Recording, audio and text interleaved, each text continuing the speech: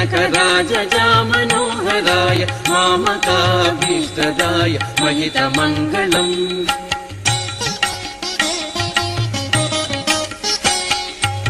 कोसलेशाय मन्दहासदासपोषणाय वासवादिविनुत सद्वरदमङ्गलम्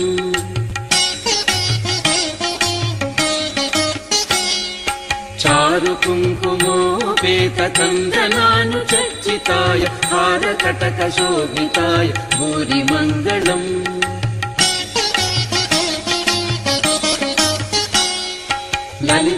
ललितरत्नकुण्डलाय तुलसीवनमालिकाय जलजसदृशदेहाय चारुमङ्गलम्